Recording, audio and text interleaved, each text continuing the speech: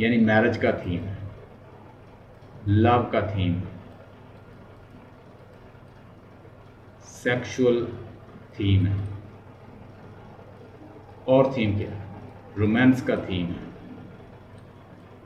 और थीम क्या है कि क्लास कॉन्शियसनेस का थीम। क्लास कॉन्शियस भी तो होती है ना।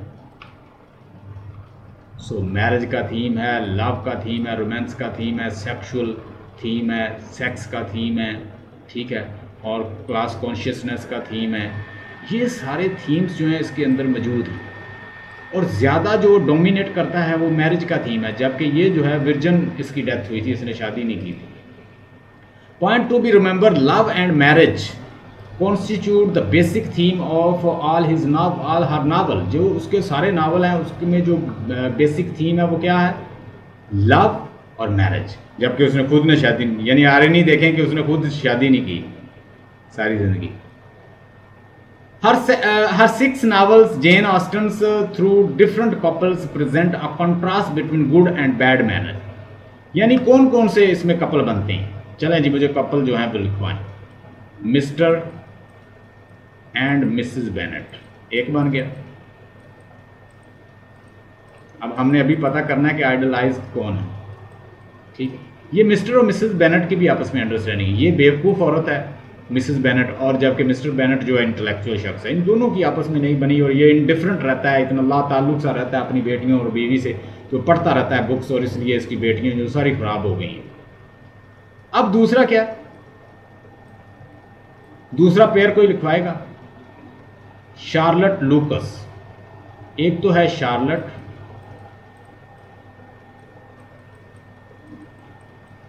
प्लस कौन है? Mister colon. इन दोनों का थीम, इन दोनों का एक पेयर है। तीसरा पेयर किसका है? 6 उसने 6 बताए हैं कि 6 हैं, हमने 6 यहाँ पे पूरे करने हैं। मिस्टर डार्सी एंड अलीजा, ठीक है। चौथा कौन सा पेयर बन रहा है? मिस्टर एंड मिसेस गार्डिनर, ठीक है। अब और बताएं। पांचवा मिस्टर बिंगले और जैन। छठा लिखवाएं विकम।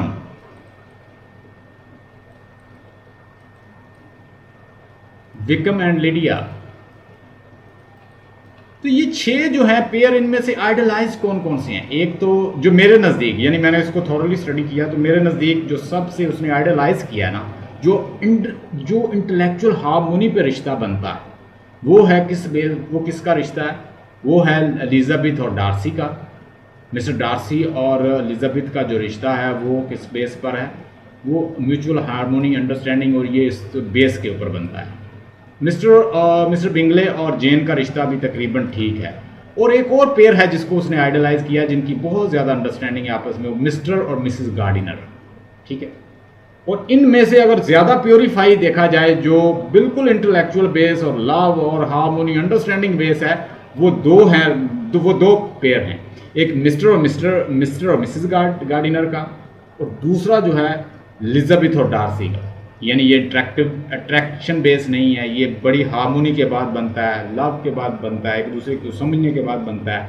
जबकि हम देखते हैं कि बिंगले और जैन जो है ये भी एक सेक्शुअली अट्रैक्टेड होते हैं एक दूसरे की तरफ, कि वो क्या देखता है उसमें कि अट्रैक्टिव है, बड़ी हॉट है, बड़ी अच्छी है। यानी उस दौर में जो कल्चर्ड वोमेन की निशानी है कि उसे क्या होना चाहिए, उसने ड्रेस जो है वो बहुत अच्छा पहना हो, अट्रैक्टिव हो, और उसके बॉडी जो है नज़र आ रहा हो, और वो बड़ा अगले को अट्रैक्ट करे। यानी वहाँ पे ये कल्चर्ड औरत की निशानी है।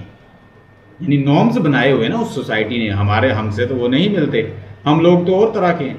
तो इस तरह उनके नॉर्म्स जो है कि औरत जो है वो बड़ी अट्रैक्टिव हो, उसने बड़ा शॉर्ट सा ड्रेस पहना हो, और वो ड्रिंक करे और साथ नाचे, डांस करे, और मर्दों को अट्रैक्ट करे। जितनी ज़्यादा अट्रैक्ट कर रही है वो उतनी ज़्यादा डिमांडेबल है। तो that is the demand of that age, that society. And society wants girls should be attractive enough, should bold enough, should drink with the guys, and show some warmth, warmness through her actions, कि कोई warm करे और warm desire show करे और इस तरह वो ज़्यादा खूबसूरत होगी और अट्रैक्टिव होगी।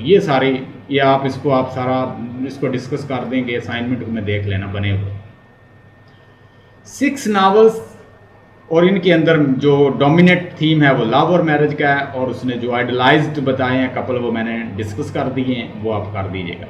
Analyse the causes for the success and the failure of marriage. Marriage failure इसलिए होती है, वो कहती है कि जो इंटेलेक्चुअल हार्मोनी बेस्ड नहीं होती, जो लव बेस्ड ना हो, लैक ऑफ लव हो, लैक ऑफ हार्मोनी हो, म्यूचुअल अंडरस्टैंडिंग, दोनों की अंडरस्टैंडिंग ना हो, ऐसे सारे रिश्ते जो हैं वो टूट जाते हैं। रिश्ता वही कायम रहता है जो लव बेस हो, जो हार्मोनी बेस हो, जो अंडरस्टैंडिंग बेस हो, जो म्यूचुअल अंडरस्टैंडिंग की बेस पर हो, वो रिश्ते कायम रहते हैं अकॉर्डिंग टू जेन ऑस्टन। ये समझ आ गया, इसको आपने एनालाइज करके बता देना है, इसको देख लीजिएगा, असाइनमेंट में सारा कुछ लिखा है। Self consciousness and individual need, कि रिश्ता जो है वो क्या हो, self consciousness and individual needs. कुछ जो रिश्ते हैं वो क्या बनते हैं, अपने सेल्फ कॉन्शियसनेस के ऊपर बनते हैं और इंडिविजुअल नीड के ऊपर बनते हैं, टूट जाते हैं।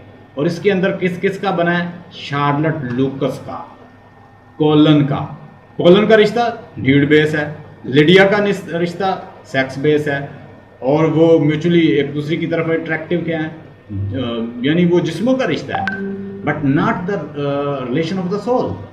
तो यहाँ पे वो कहती है जो सबसे अच्छा रिश्ता है वो एलिजाबेथ और डार्सी का है, मिस्टर और मिसेस गार्डिनर का है, जेन बिंगले का है, बाकी सारे जो हैं वो उनके दरमियान कोई अंडरस्टैंडिंग नहीं है।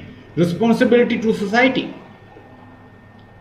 और एक अच्छे रिश्ते को क्या होना चाहिए, उसको सोसाइटी को समझना चाहिए। अब देखिए लिडिया के दौड़ जाने से, अलॉपमेंट का मतलब होता है किसी के साथ भाग जाना, उसको कहते हैं अलॉपमेंट, इंग्लिश का वर्ड। लिडिया की अलॉपमेंट जो है वो डिफेम बनती है। डिफेम का कॉज बनी है किसके लिए, बेनेट खानदान के लिए। बेनेट खानदान के लिए बहुत ज्यादा लॉस उनकी डिफेम का कॉज बन रही है लिडिया की। तो वो कहती है कि इंसान को चाहिए कि अपनी सोसाइटी की तरफ उसकी जो रिस्पॉन्सिबिलिटी है उसको समझना चाहिए।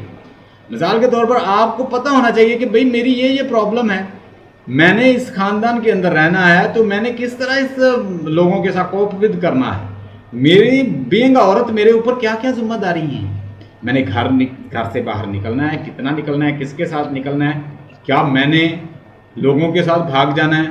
तो ऐसा अगर कोई सोच रहा है तो वो क्या कर रहा है, वो सोसाइटी में वो डिफेम कर रहा है अपने आप को, वो अपने आप को ही नहीं कर रहा, अपने खानदान